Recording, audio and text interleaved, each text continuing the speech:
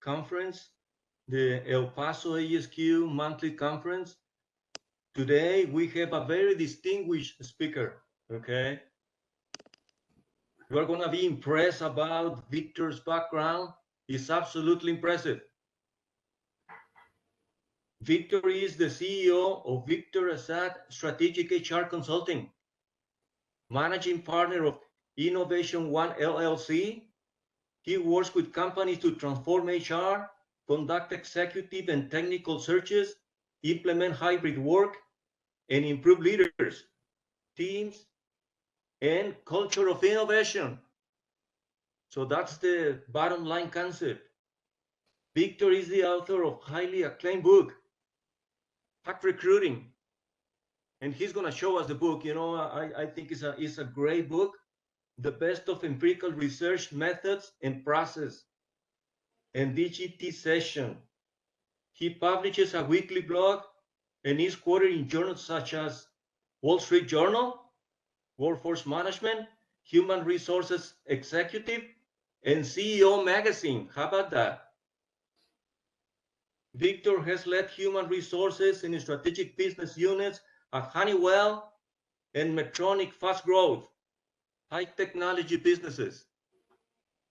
He has worked in various industries with large and small employers, including medical devices, healthcare, semiconductors, high tech, real estate, retail, and with government agencies, such as the U.S. Department of Energy, just to name a few. Victor holds a master's in art degree in human resources and industrial relations from the Carlson School of Management at the University of Minnesota. He has executive leadership certifications from Harvard and Kellogg. And as he mentioned a while ago, he's living in Scottsdale, Arizona. Okay. So welcome, Victor. It's a great pleasure to have you in this group. And I'm sure that we are going to enjoy your concepts. Please go ahead. Well, thank you. And Jack, thanks for the digital applause, and Keith, you as well. Appreciate it.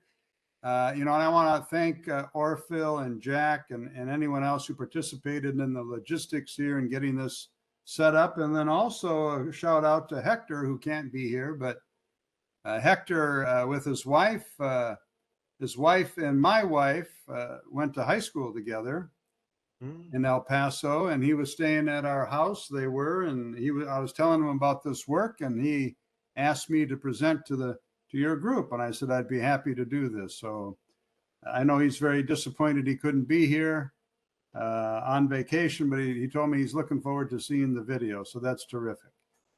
So again, thank you, Orphil, for that kind introduction, and thank you also for allowing me to join you and kind of get to know some of you that were on the call early. I'm going to push the share button, and hopefully I'm going to push a different share button here. Give me a second.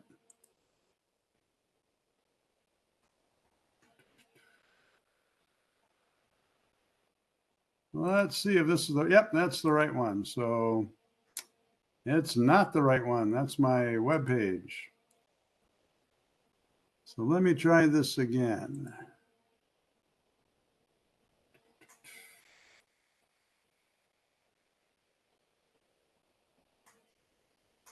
Well, that's interesting. Because I have this up to share, but for some reason in WebEx, I can't seem to find what I have open.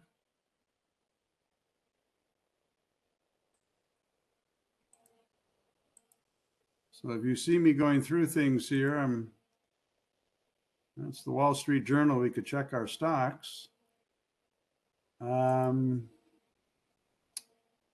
So Jack, if you got advice for me, I'm all ears. You might try sharing a specific application.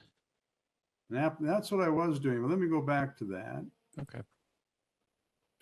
Actually, that's it. I found it was the screen I would. So do you see that now?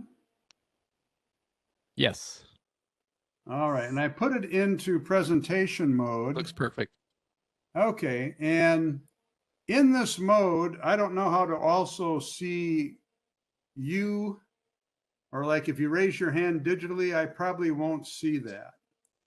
But you know, I would tell you that as you have questions as I go through this presentation, you know, feel free to ask a question. You know, I guess there's time at the end for questions. But if you have a question about something, don't be bashful. You know, fire away. I love it when things are very interactive. Just an introduction to InnovationOne. This is kind of the title page. This is a company. It's an LLC created by Dr. Brooke Dobney and myself and a third partner.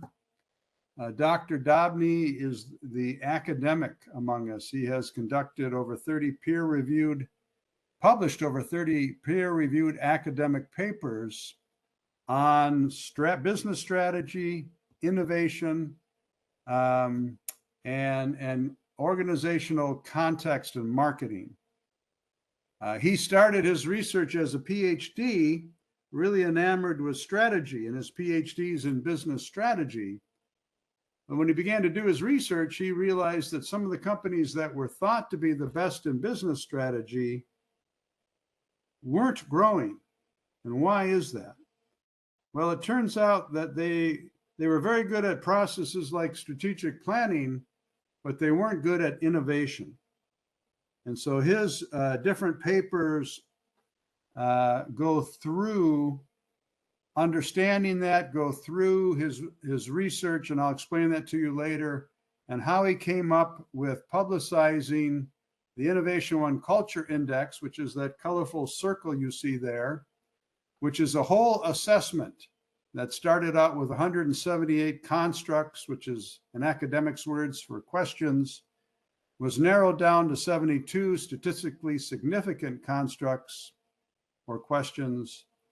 And that's the full survey, but these days, employees are too impatient for a long survey like that. So we have a survey that we do that's basically about 25 questions, then demographic questions.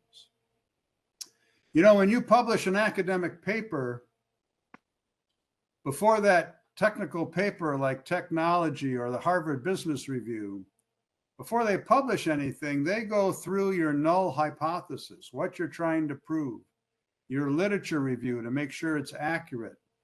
They go through your statistical model to see that you're using the right set of statistics and your results. And if they can't reproduce it, and if they don't approve it, they don't publish it. This is very different than like McKinsey. Have you all heard of McKinsey?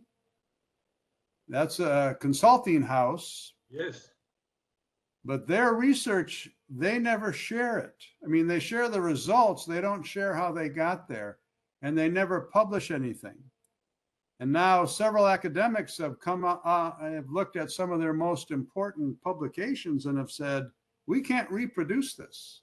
We don't know how they came to these conclusions. I'm sure you've heard of Gallup's employee engagement survey and their Q12 survey. Same thing, academics cannot prove what Gallup has maintained, particularly the savings and the statistical significance of having employee engagement.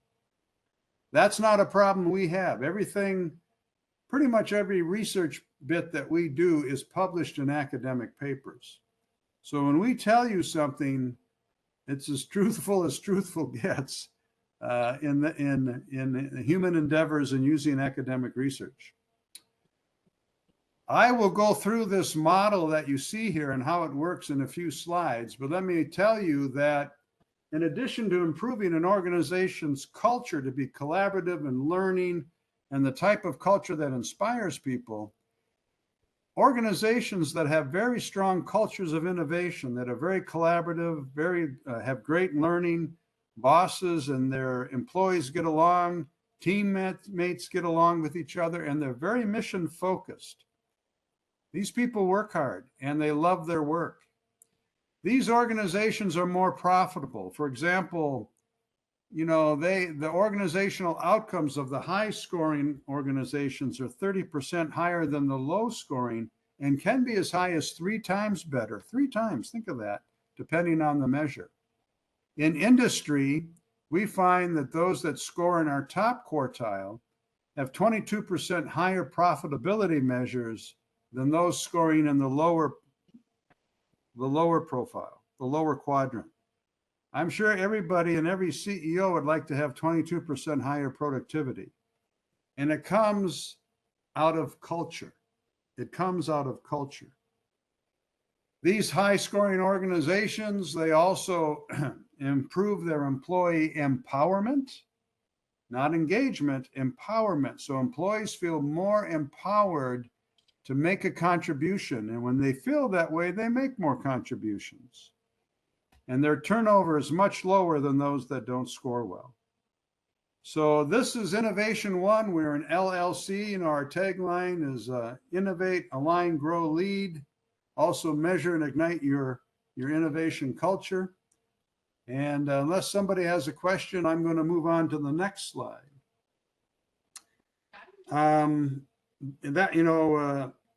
Orfil introduced me, and again, thank you for that. So I'm not going to go through a lot of this. I will say I've worked globally, mostly in my work with Honeywell and then also with Medtronic, particularly in the coronary and peripheral business based in Santa Rosa, California. And as my tagline on global work is from Mumbai to Milano. And certainly includes places like China, Japan, Singapore, Ireland, England, Germany, parts of the Middle East, and so on. Switzerland. Very fun, wonderful work. As Orfil mentioned, I blog weekly. If you want if you want to get on my blog list, just send me an email at Victor Assad at InnovationOne.io, and I'll add you. You can also follow me on LinkedIn. I put my blogs on LinkedIn, and I do other contributions on LinkedIn. Before I get right into InnovationOne and a culture of innovation, I thought I'd talk a little bit about a quality-focused culture that we had at Medtronic, particularly because you're a quality organization. Does that make sense? Absolutely. Mm-hmm. So does anyone out there know about Medtronic? I know Orfil does because he's worked there. Anyone else? Yes, Victor, when I used to work for Honeywell under Claristad, we also were supplying to Medtronics as well. Terrific. That was about 20 years ago. So yeah. Yep. Excellent. Very good, Sergio. Yes. So Medtronic is the largest medical device company in the world. It began in 1957 when there was a power outage in Minneapolis, Minnesota, where it once was based, and there were patients at the University of Minnesota, adults and children, who had bad hearts, and and when the power outage went out, they were connected into a unit plugged into the wall that paced their hearts. And when the electricity went out, that pacemaker went out. And many of these children and adults passed away. And Dr. Janarian at the time asked the head of Medtronic, which was just a small company based out of his garage, a guy named Earl Bakken, if he could come up with a pacemaker that would be battery operated and hang on, be about the size of kind of a box that's about 6 inches by 3 inches and pace based on battery. And he said he would try it. By the way, he was married to Dr. Najarian's daughter, so there was a family connection there. And what he was getting his hair cut, and he was in a barber shop, and he saw a magazine called Popular Electronics, not Popular Mechanics, but Popular Electronics. And it had an article about the device that tick-tocks on a piano to help a new person with keeping their rhythm. And it had the whole layout of it, I think metronome. And he just took that simple circuitry in the magazine, created it, and applied it to having a pacemaker. And he brought it in, that would be an external pacemaker, brought it in to Dr. Najarian. They put it on a dog and it worked. And he was horrified to see that they hooked it up to a human being the next day. This was before the FDA. And it worked. But that began Medtronic. 4 years later, he made an implantable pacemaker, and kind of the rest is history. But in 1961, he, like many startups, was running out of cash. He had a ton of business, but he wasn't able to invest in the resources to make more pacemakers. And his board said, we need we need a statement on how we can raise money. And they were thinking of a 200-page marketing plan and technology plan. But what they got was the Medtronic mission that he wrote at that time. And as I look at this, I see that it's rather blurred, and I'm sorry for that. But the mission that he wrote, and I'll read it to you since it's blurred, is to contribute to human welfare by alleviating pain, restoring health, and extending life. And that they will do this, Medtronic will do this in growing in areas where Medtronic has maximum strength and ability, and through education and knowledge. And what he was also saying by that second statement was that they were not going to be a pharmaceutical company. They were going to be into medical devices, but it wasn't called that then.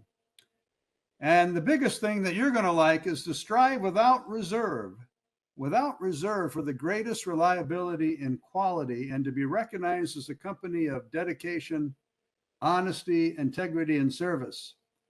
I don't know about you, but with some of the business headlines I see today, this looks pretty refreshing to me. I'd like to go back to this. Certainly, he'd say they'd make a fair profit for their investors. They'd recognize the personal worth of employees and allow employees to share in Medtronic's wealth as it grows, which they did, and to be good citizens as a company wherever they are. And so, what are the characteristics of a quality-focused culture or cultures? And there's a connection here with a culture of innovation, because the openness, collaboration, and learning of a culture of innovation, as InnovationOne describes it, and as our research supports it, enabled a quality-focused culture. And you're going to see that, I'm sure, in just a moment. Well, there's 6 characteristics that I took away when I worked there as the head of HR in its Tempe facility, in its coronary business, and then also in coronary and peripheral, I should say cardiovascular or pacemaking business in Tempe, and then in coronary and peripheral in Santa Rosa, California. One is that executives talk about the importance of quality continually at every meeting. And every executive meeting begins with a quality update, where they would talk about the number of people that are served by Medtronic, so many patients per minute or second. It got to be seconds by the time I left there. And he would talk about the major achievements of Medtronic, the first time we implanted this or what have you. And he would also highlight something extraordinary that an employee did for quality. When you got to the businesses of Medtronic, and there's like 8 of them, every executive staff meeting would begin with a quality review and would track follow-up from actions from previous quality reviews. So I would sit in on these executive meetings where the president of the business would listen, and it would begin with a quality review. So it would talk about things like if a pacemaker failed inside a patient, what happened there? What happened there? Was it a bad implant? Was it by the doctor? Was there something wrong with the pacemaker? If it was a so-called defibrillating pacemaker, it did not go off when it should have to stop tachyarrhythmia, that is to slow down a heart that's beating too fast. One meeting, what came up was we discovered that a Chinese company had copied our coronary angioplasty and stents and copied our packaging and was marketing it as Medtronic in China. And they were reusing the catheters, taking out a catheter that was in a human body, sterilizing it and reusing it again, which is not, it's legal in China. It's not legal in the United States. So we investigated that, found out what this company was, went to the Chinese government and said, you got to stop this. This is a violation of copyright. So all this is in a quality review with follow-up. Executives would reward employees for quality initiatives at quarterly meetings, bring them on stage, record the team. You know, at the manufacturing facilities, every team in manufacturing would end their day with a quality review. So Orfil, I know that you had been in the Medtronic facility in Tempe, Arizona, where you saw the robots.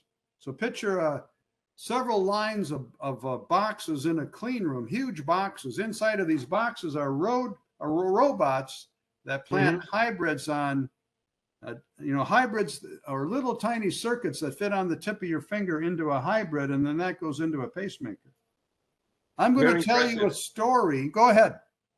Very impressive manufacturing facility. I agree with you, Victor. Yes, and it's the largest one in the medical device company, at least when I was there. I'm going to tell you the green ooze story as a way to bring forward the power of a focus on quality and a quality-focused culture. So one day there was a woman, picture your grandmother. She was everybody's grandmother, and she was looking under her microscope on this manufacturing line. She was a quality inspector. And under her microscope, she saw that every solder, every insertion in every solder joint was correctly made by the robots. But she noticed something called that she called green ooze. She could have passed that because it met specifications, but she couldn't ignore that there was this tiny speck of green ooze. So she stopped the line. The engineer walks over, the supervisor walks over, what's going on? She says, well, look at this green ooze. So they bring in more people. And the next day they alert our executive team that something's going on here, and they have started environmental testing to see if these circuit boards could operate correctly inside of a human body in the temperatures of the human body and all the conditions inside the human body. They failed. We could not make this pacemaker brand and line because we didn't know what was causing this green ooze to stop it. And we knew if it was ever put inside of somebody, that product would fail probably within 6 months, meaning somebody's pacemaker is not pacing them, or somebody's internal cardiac defibrillator won't shock them if they get tachyarrhythmia, or when your heart beats so wildly, it fibrillates, and that can lead to death. This went on for 4 weeks, where we were beginning to have to tell hospitals around the world that we could not provide this product because we had a quality issue we were looking at, and we told the FDA. What turned out was the problem was that one of our vendors in China changed a chemical compound and did not tell us. You can't do that under Chinese law or American law, European law, certainly the FDA. If you make any change in manufacturing, you have to report it. And the FDA or the competent authority has to approve that. So this grandma, knowing the importance of the product she works on, saved many people's lives by stopping that line.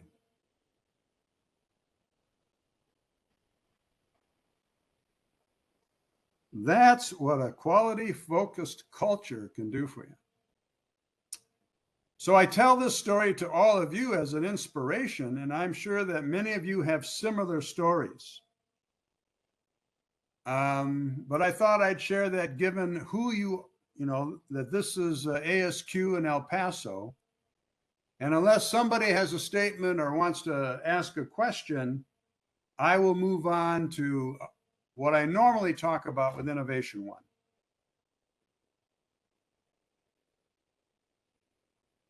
I'm hearing silence, which tells me to keep going. Is that right? Yes, Victor, very All right. interesting. Yes, go Good. ahead. Now I understand I have about 35 minutes left. Is that right?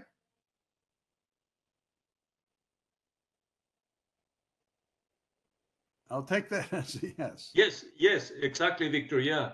All right. So let me ask you, do you believe culture and innovation can be measured, managed, and improved? I'm going to toss it all back to you. What do you think?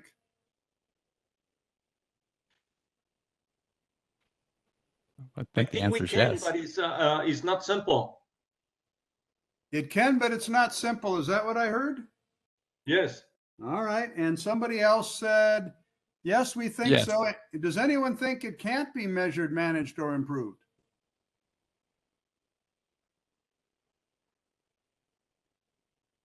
All right. Well, let me tell you, sometimes when I ask that question, people have come back and have said, no, culture is too soft and squishy. You can't measure it. You can't manage it. And I had somebody tell me that just last week. I said, oh, no, you can. It's not soft and squishy. We know this, and we have the empirical evidence to prove it. So as I told you earlier, there's, my partner, Dr. Brooke Dobney, who you see there, PhD, University of Saskatchewan Business School. He has published over 30 peer-reviewed academic articles, and I told you about one of them earlier, where he established the InnovationOne Culture Index, the basic premise of the factors that drive innovation and the importance of culture in an organization. And through later research, he was able to show that those who score high on this index have 22% better financial performance, they have better productivity, and with the US Department of Energy, we were able to show that the labs that scored at 70 on our 100-point index had 30% to 3 times better outcomes than those scoring lower, like around 60. So in addition to these 30 peer-review academic articles and our research with the conference board, which I'll tell you a little about later, and I'll go into more information about the DOE Ethos project, we have a ton of evidence that culture can be measured and managed, and so can innovation. You can have innovation projects with parameters that need to be met, and you will know by watching these parameters whether you're going to make it or not, or if you should kill that project in favor of putting money into a different one. It all can be measured and managed. Why innovation? Well, I said earlier, better performance. And you see in the third line there, the 22% higher performance that came from Dr. Brooke Dobney's research. Also our work with the US Department of Energy and the Ethos project. In addition, I cite some other research here. Back in 1992, John Cotter of Harvard published a book with a partner called Corporate Culture and Performance.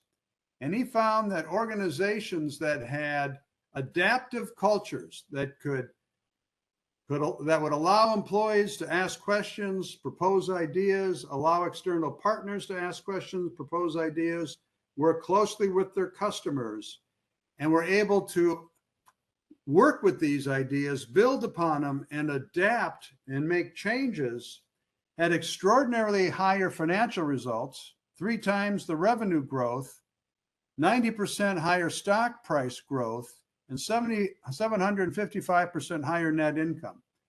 And these numbers are over 10 years, from roughly 1980 to 1990. What he describes, John Cotter and his partner Heskel, what they describe as adaptive cultures is very similar to the InnovationOne culture of innovation. What you also see here is Arthur D. Little in their research that there are 2.5 times higher product sales and 10 times higher returns from innovation investment when a company invests in innovation. And then Booz and Company, their research shows 22% higher profit margins, very similar to ours, when companies focus on innovation capabilities, though they weren't able to identify culture as clearly as we have. Well, let's talk about the InnovationOne Culture Index. It's 4 organizational dimensions and it's 12 drivers of innovation. The 4, and that's the circle on the right there. And again, as you have questions, remember, I can't see you. Feel free to just interrupt me. So the 4 organizational dimensions are leadership, resources, knowledge management, and process. So with leadership, there are 3 dimensions. And this comes again from Brooks Research, he first identified the early model in 2008, built upon it in 2010, 11, and 12. So what comes very clearly out of this is that your executives in a company you work with, they have to articulate a vision for innovation, that we need innovation in these 3, 4, or 5 areas. We need to be innovative here. We need to have goals in this and also share what he knows or what she knows are the new technological innovations and what the competition's doing and what our customers want. And he or she has to talk about it enthusiastically. The other thing in leadership gets to really middle management, and that leaders of teams need to connect with their employees. Employees need to understand first what the executive's innovation vision is, but employees need to believe that their manager knows that employee's capabilities, what they're good at, what their career aspirations are, where they can be innovative, and that the employee needs to know that that team respects that employee, that these employees respect each other. You know, I have a whole nother presentation on how you get there, but employee connectivity is very important. The other is the strategic model or strategic planning.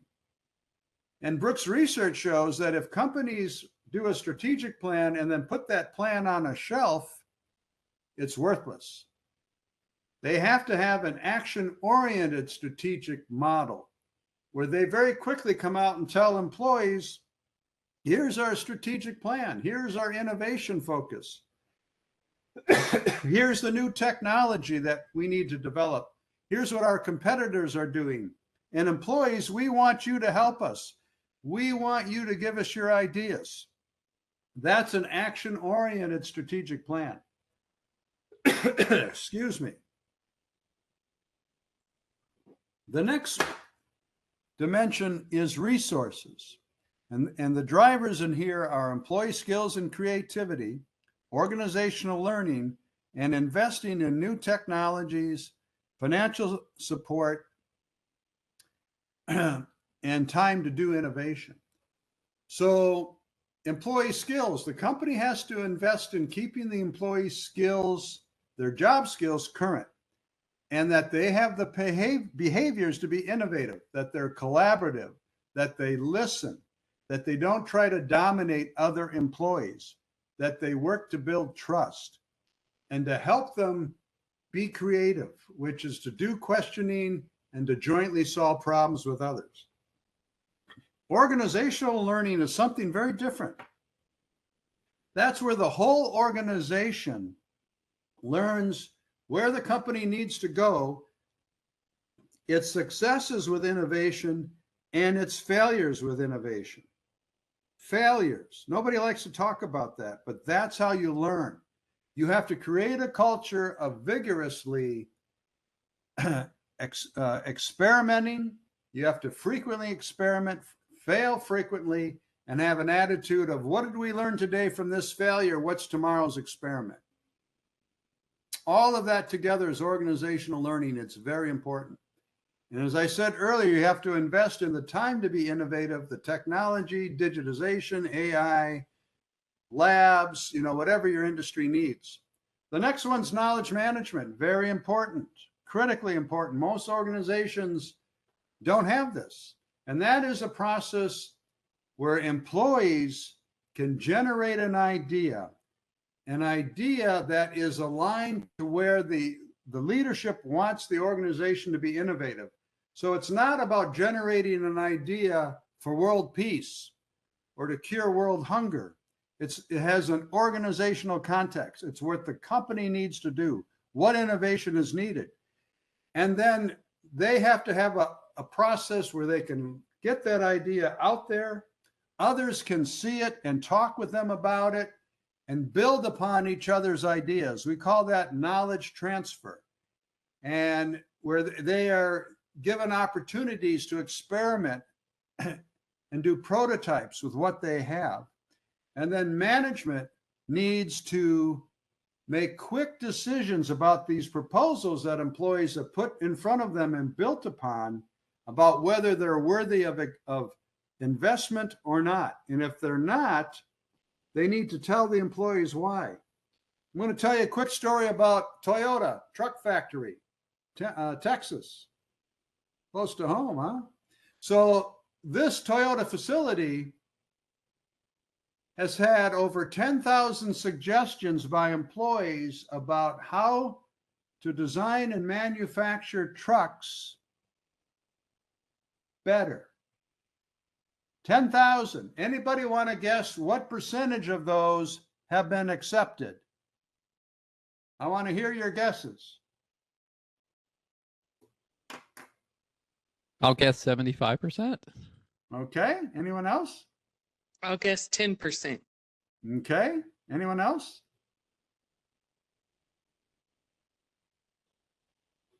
I know there's more than two of you. I guess 30%. 30? All right. How about one more?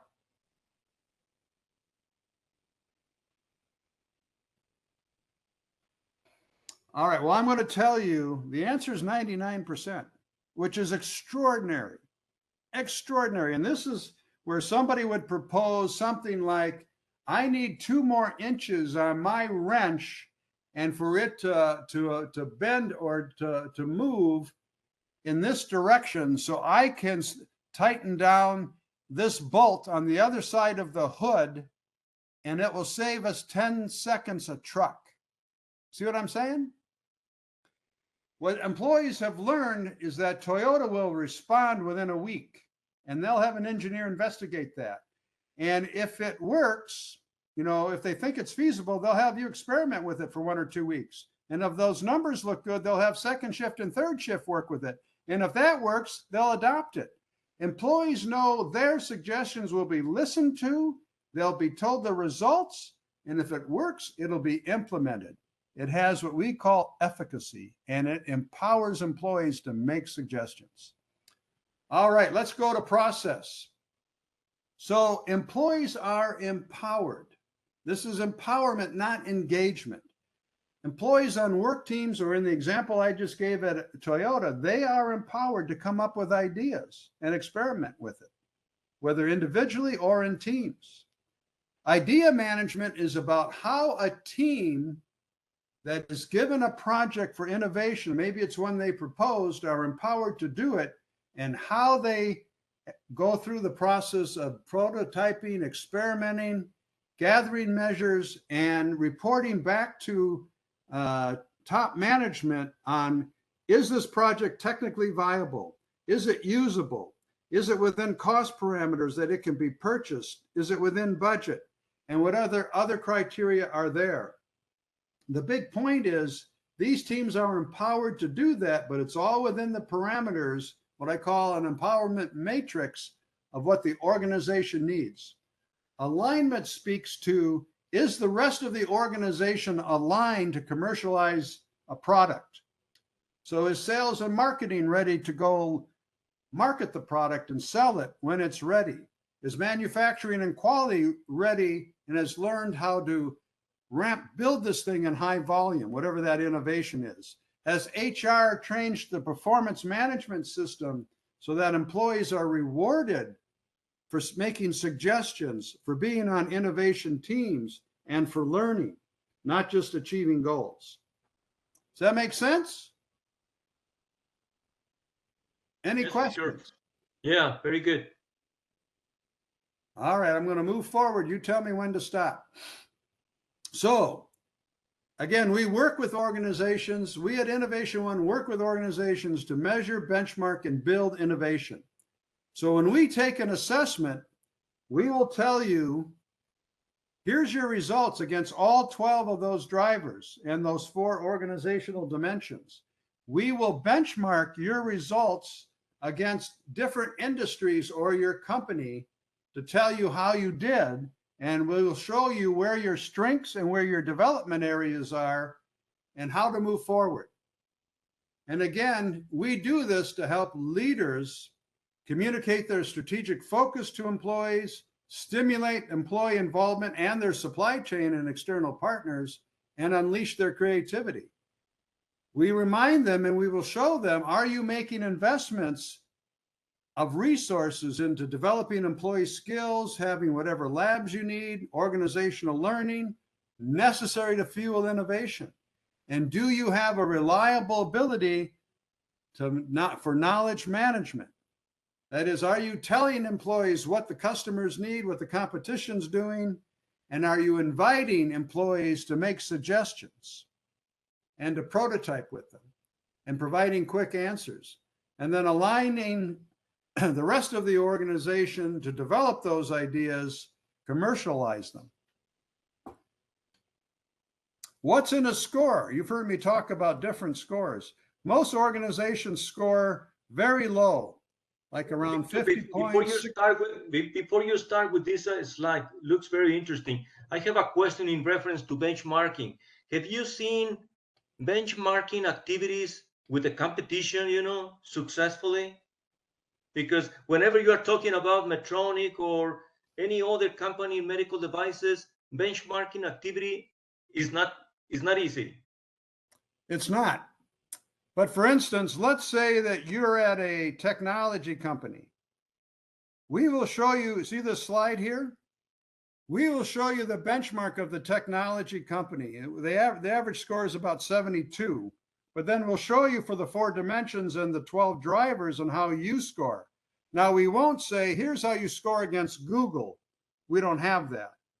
But we have an aggregate of data on technology or on real estate, healthcare. I heard somebody say they work in healthcare, manufacturing, R&D labs like the Department of Energy. Okay? Does that answer your question?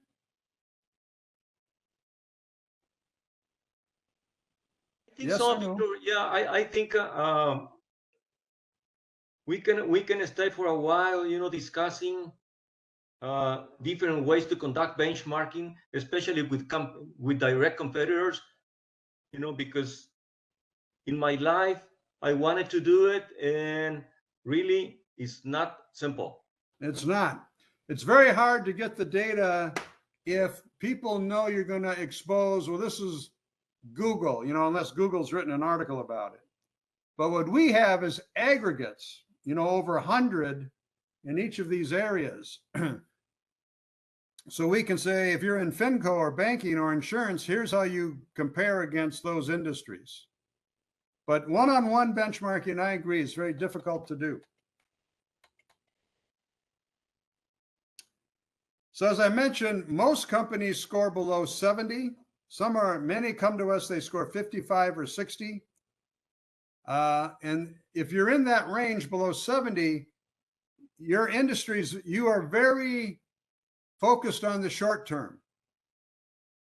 And you have very little advantage over your competitors. You may be in an industry that's kind of struggling, or a company that's struggling to survive, or a company with what I would call a very comfortable culture. You like the status quo. The worst business strategy in the world is the status quo. You'll be run over.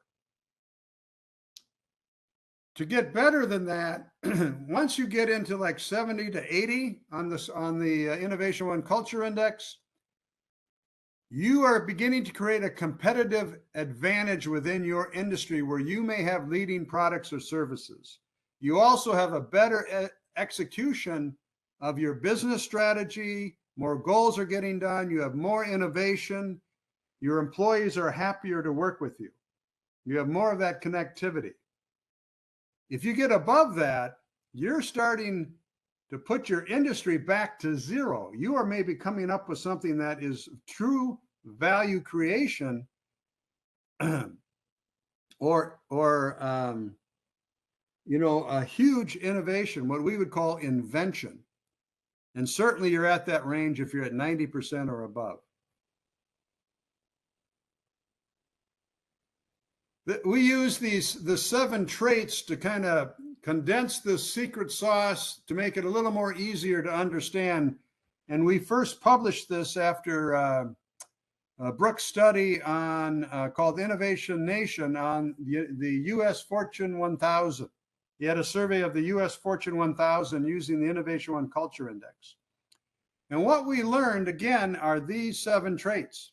Executives embrace innovation and create a vision for it and strategies and communicate it vigorously all the time, just like that quality culture that I talked about with Medtronic.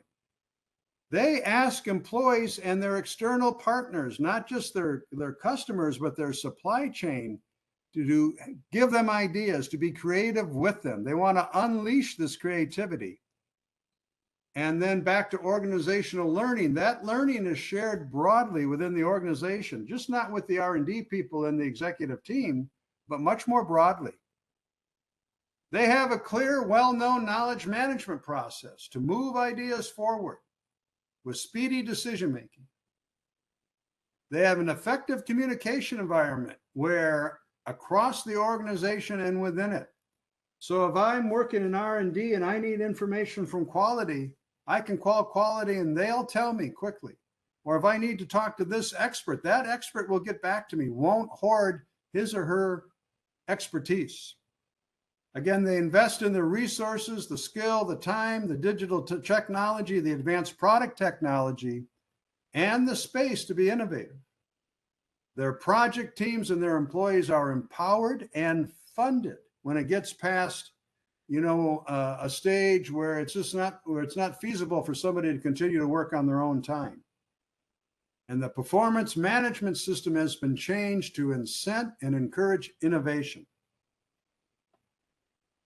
We get results. Here's one of our customers, a company in FinCo. They were first surveyed in 2007 and then in 2011. And you see the green line there was 2007. Can you all see that? And the purplish line is 4 years later.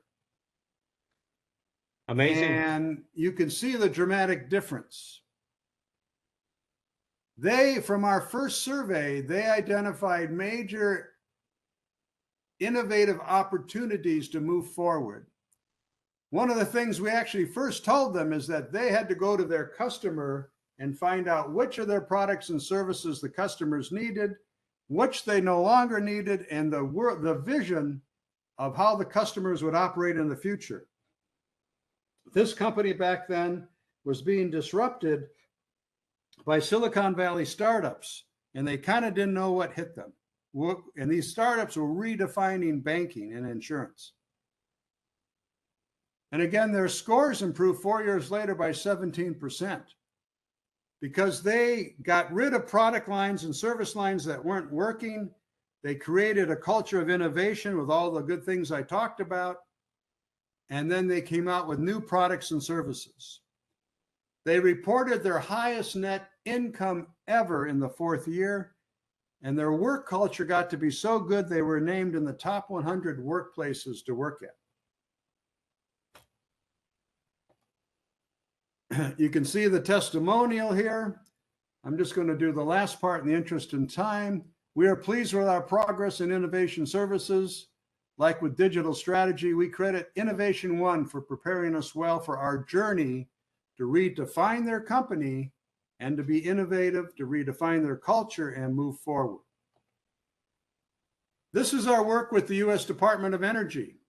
This is what I was, Orfil, I think you may have heard this. I was speaking about this in Spain at a conference, international conference in Madrid with representatives of Idaho National Lab.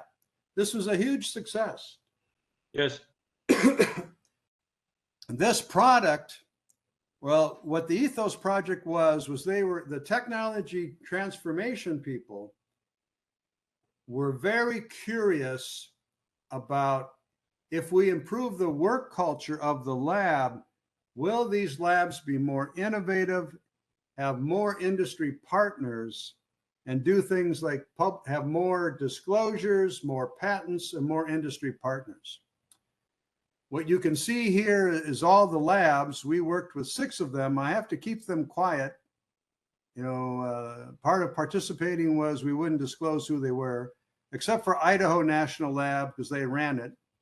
This was so successful, DOE has invited us back to survey the rest of their labs, a first-time survey and a follow-up survey, and we're waiting for that proposal to get approved and funded.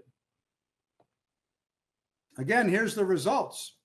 The lower scoring labs you see in blue there, the higher scoring in yellow. And what was the biggest difference? The biggest difference was in the strategic model, that strategic planning. The labs that didn't do well, they had a strategic plan, but nobody knew about it.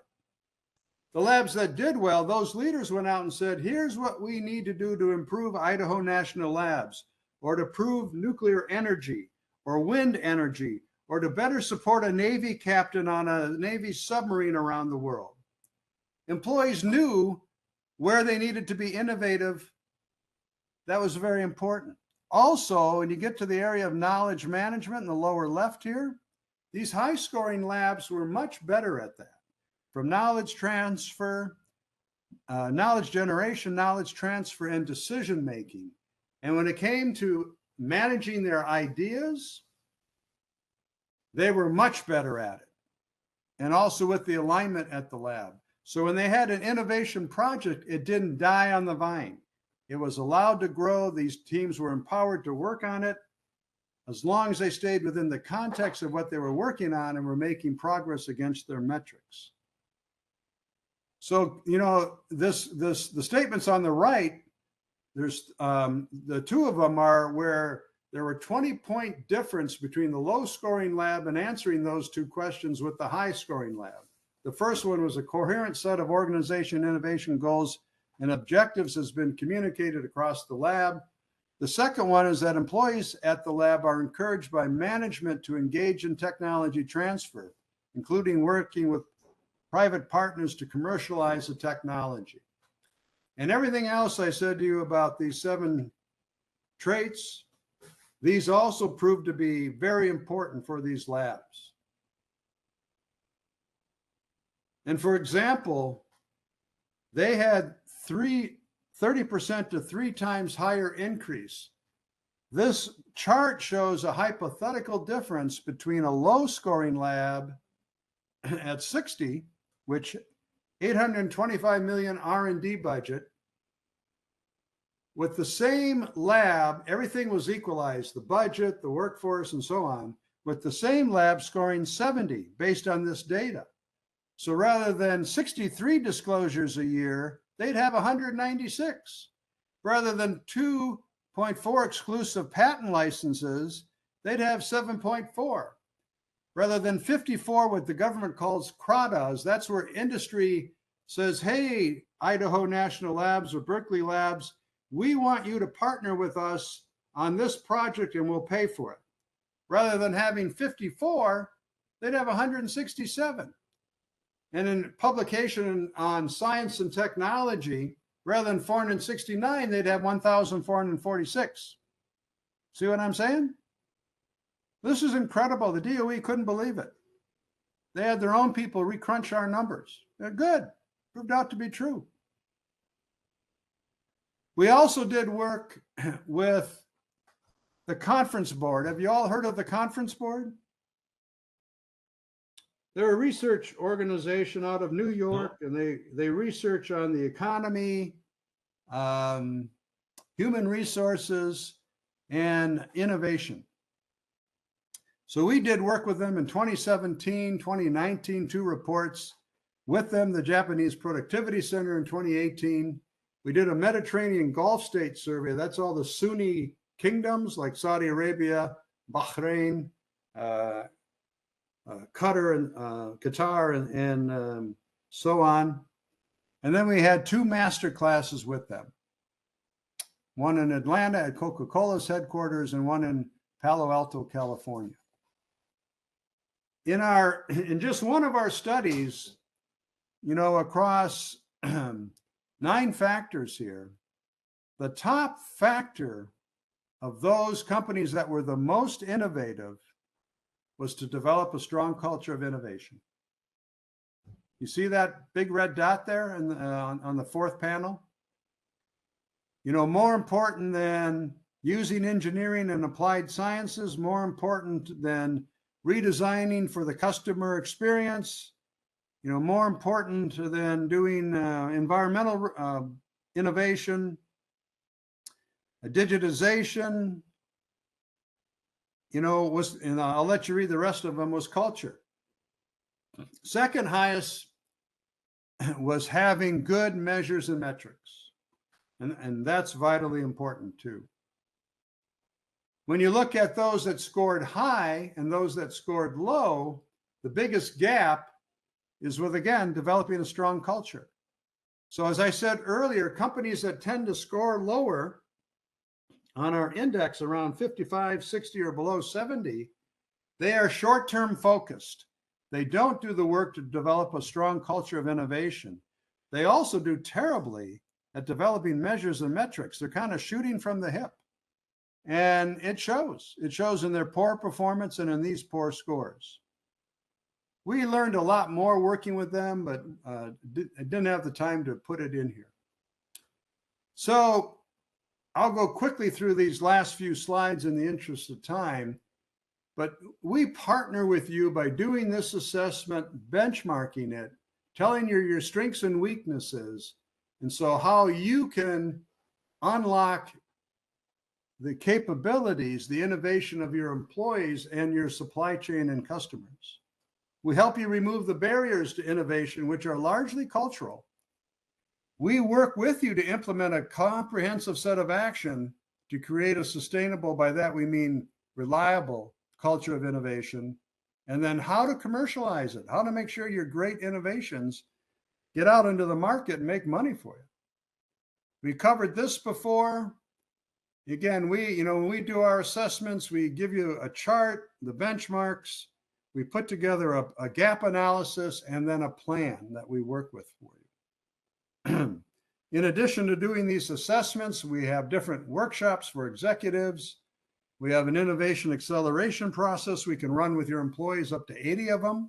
And by the end of 2 days, they will generate innovative ideas that we ask leaders to say, yep, I support that, no, I won't, and why, or I need more data to decide. We also do innovation consulting and executive coaching.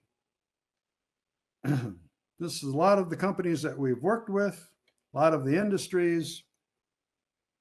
Any questions? Well, I have a- Victor, I do have a question. You If you know, don't mind, I will end the slideshow so I can see you. Is that okay? Sure. yes. Okay. Hello, everyone. Yeah, go ahead. I don't think you've quit. You're still seeing your screen. Oh, I'm sorry. I am. Thank you for that. And Clarice, I think I saw your hand up. Yes, I had a question. When you began, you talked about the difference in engagement and empowerment.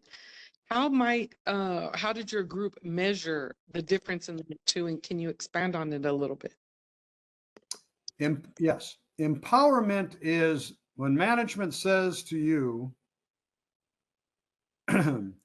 we know that you want time and money and lab time to develop this idea you have to solve this problem for the company. And here are the parameters that you have to succeed at. Technical parameters, customer readiness parameters, marketing parameters. Can you deliver it in time, cost, so on and so forth. You go work on it. We're gonna get out of the way. Here's a budget. We're gonna get out of the way. You work on it, but we're gonna have check-ins every month and you report out on us. And we're gonna ask you, do you think we should continue to fund you or not? Sometimes with that, I know at Medtronic, I would set up 6 teams, the executives and me, I should say, set up 6 teams to work on the same thing. Who had the better idea? By the way, we didn't fire you if you didn't have the better idea, but that's a great innovative process. In employee engagement, as defined by Gallup, is, do you like the vision of the company?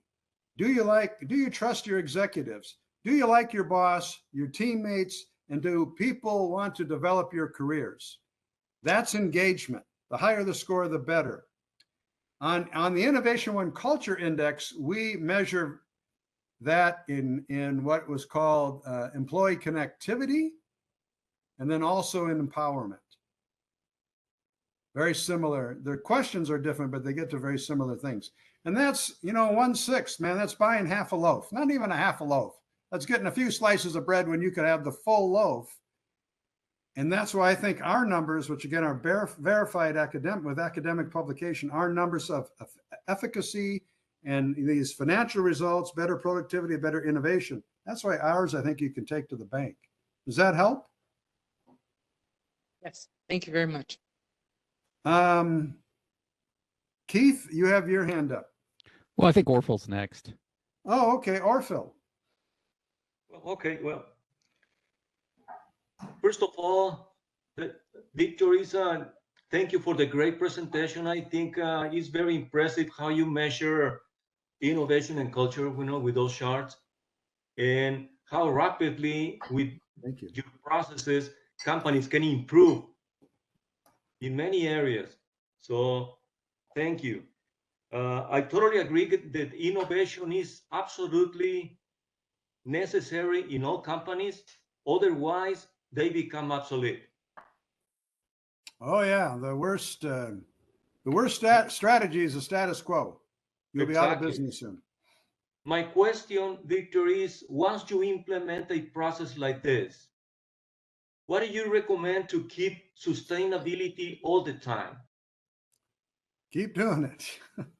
So in year 2, again, that executives come out with say, here's our innovation vision. Here's what we achieved last year against the vision. Here's what we failed at. Here's what we learned. Failure is important because of what you learn. If you don't learn, you can't improve. You see what I'm saying? It's okay to fail. I recommend a goal system called OKRs, Organizational Key Results. I have it on my website, or you can just Google, I know we're short on time, OKRs. And it's where you have a larger goal and then the key measures to achieving it. And that allows you to learn, because you may learn that measure is never achievable. The science isn't there. Or, boy, we can break through that quickly. Let's pull that in and work on these other things. But you have to keep doing it. So every year you come out with new things there. Managers have to continue to build trust and have this employee connectivity with their employees. Team members have to keep supporting each other. Nobody dominates. The smartest man or woman in the room doesn't dominate. You want to hear from them, but they don't dominate. You build trust. You keep sharing your strategic vision, keep that knowledge management system working. You keep doing it every year. You keep learning, moving forward. Soon as you stop, you die. Thank you, Victor. Keith. So I guess I have something of a similar question as Victor, but yeah, because I really was curious about how does this sustain. But the bigger question to me is, you're showing like genuine, positive, strong impacts, and we're in a Darwinian environment, especially those working in competitive industries. And the question that keeps coming to my mind is, like when I was working at Delphi, I remember, we had these executives, and I remember one year they came, this is, maybe 10, 12 years ago, they show up and they say, this had to be like 2013, because they're like, all right, 2015 is going to be the year of execution. And I'm going, okay, well, these are smart people. They've all got their MBAs from fancy places. And yet I sit there and say, wait a second, we're in a room with 400 people to 600 people sitting around this room, and they're telling us this. And, so I had to ask the questions. It's like, in 2 years, 80% of the people who are going to be executing are sitting in this room. What's going to happen between today and 2 years that we're suddenly going to go to high speed and execution, right? So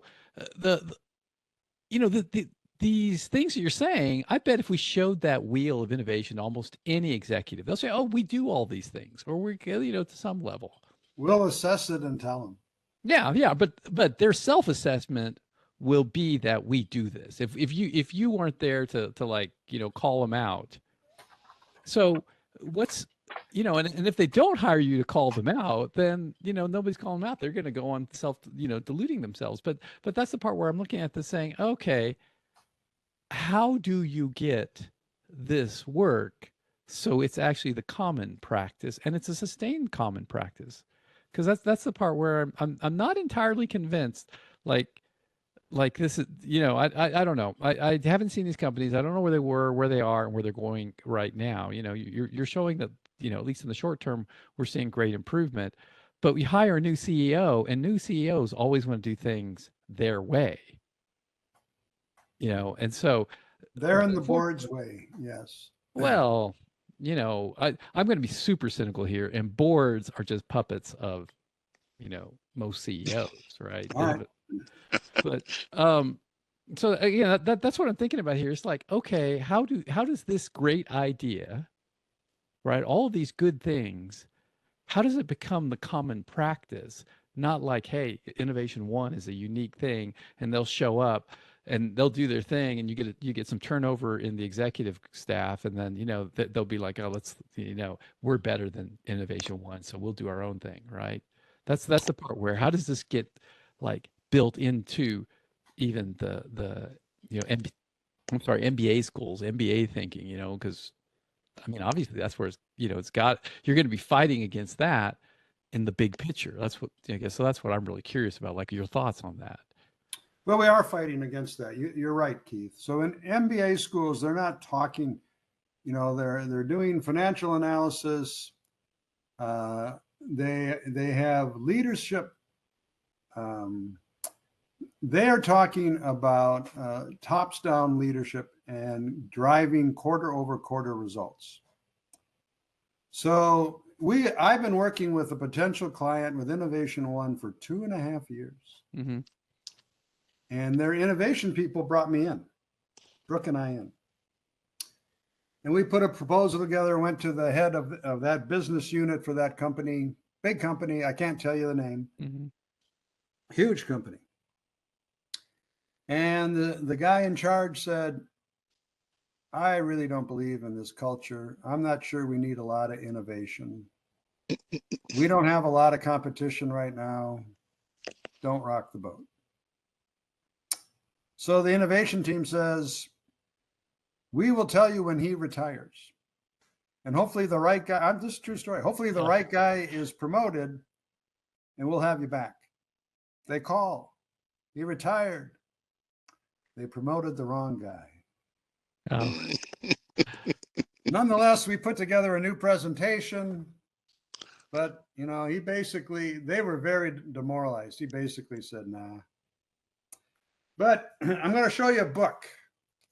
It's called Our Least Important Asset. And he means he means the workers. mm-hmm. Now, Peter Capelli wrote this. He's brilliant. He's at Wharton. And, you know, I'm an HR guy, right? Who works culture with Brooke. But what he points out that there was a time when organizations had great internal training. They worked on their culture. They worked on internal innovation. They treated their workers as assets. They're now treated, and he makes the case of this, as an expenditure. Mm-hmm.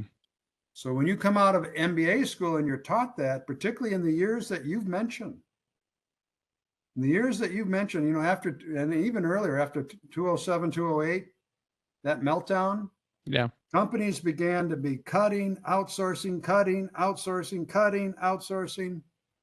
And they're now beginning to realize, let's look at Boeing. Look what outsourcing got Boeing, an out of control subcontractor that can't put in a panel that won't blow out in the air. And two, you know, crashed 737s that were digitally designed where they never should have been. And all those dead people in Asia. We got to, you know, I'm on a mission. We got to change this. And it's, you know, it's the one Department of Energy at a time. It's one company at a time. Mm-hmm. It's one quality group at a time, like you all. But, you know, this works and it drives results. But if you're a tops-down leader, that doesn't work. Mm-hmm. It'll work for a while. It'll work. You can come in as a new CEO and drive out 30% costs and have great returns. Wall Street will love you, but then you'll run out of steam in 2 years.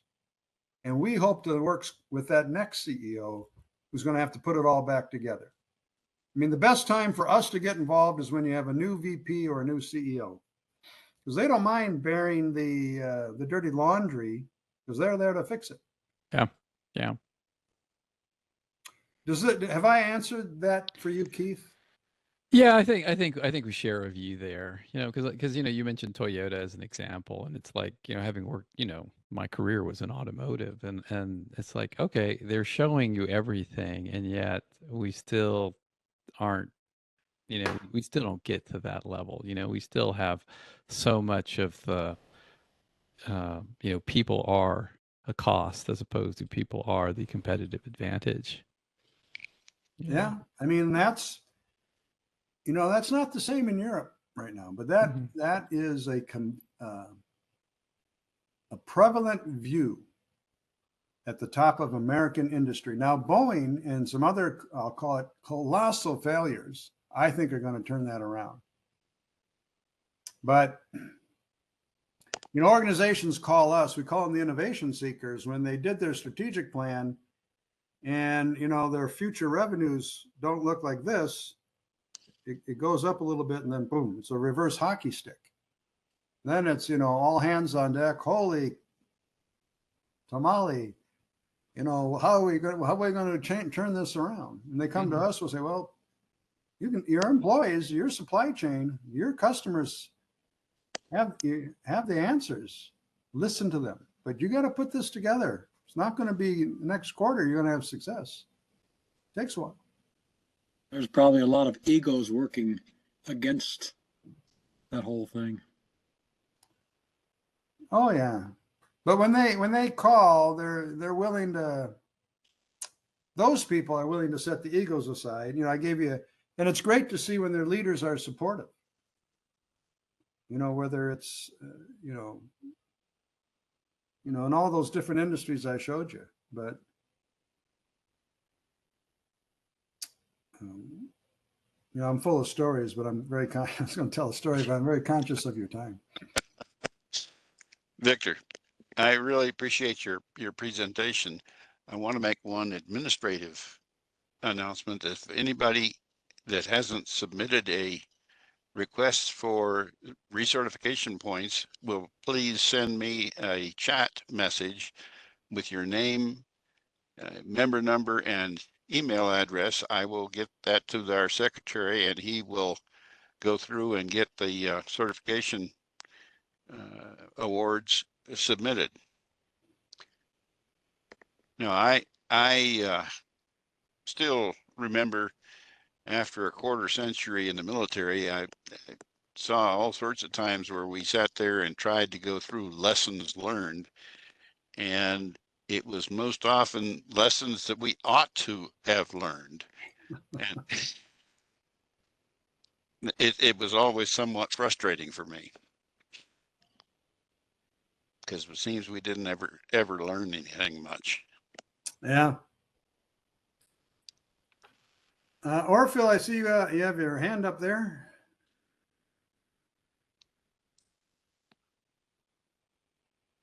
I think you're on mute. You're muted, Orville. Sorry. Want to tell to the group that I'm happy to see new people like Clarice, Michael, and Steven. You know, you are very welcome to be in all the monthly conferences with us.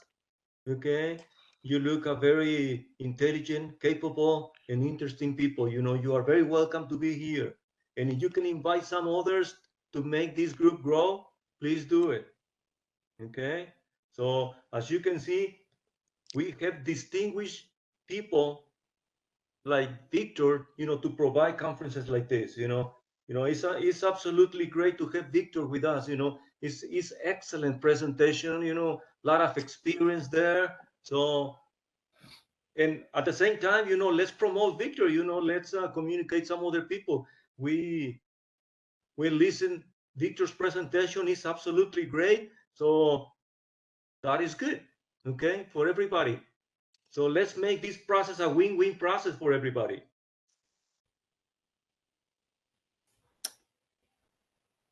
Thanks a lot, Victor. I really appreciate it. I'm happy to see that this work is getting done. I think it's really valuable. I hope more people adopt it. Thank you. Thank you. I really appreciate it. Thank you for the kind words and the opportunity to be here with all of you. So tell Hector he missed it now, Orville. I'll tell him, yeah. I'll send him the video so that he can see what he missed. Yeah. And let me tell you, you know, I can see now Alfonso Enriquez, you know. Alfonso Enriquez used to be my professor when I was doing my master's in industrial engineering. He inspired me in statistics. You know, he's a great professor. So happy to see you, Alfonso.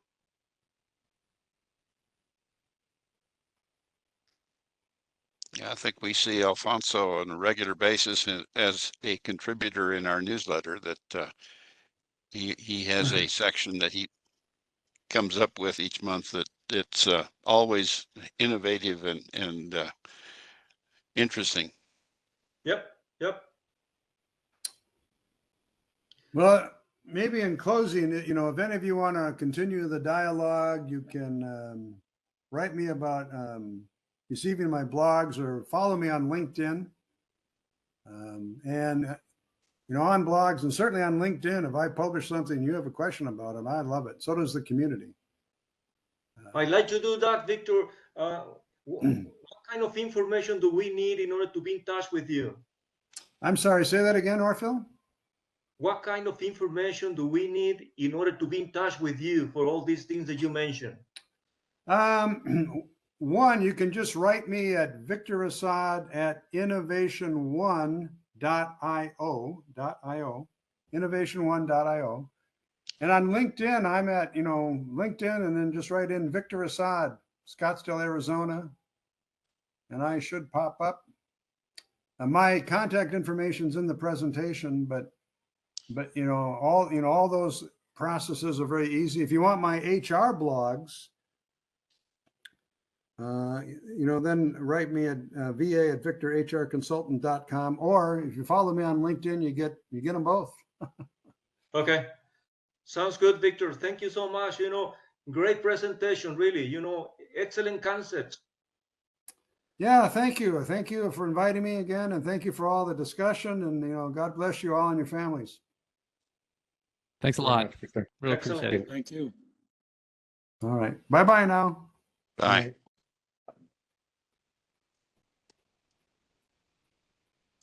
You got everything, Jack?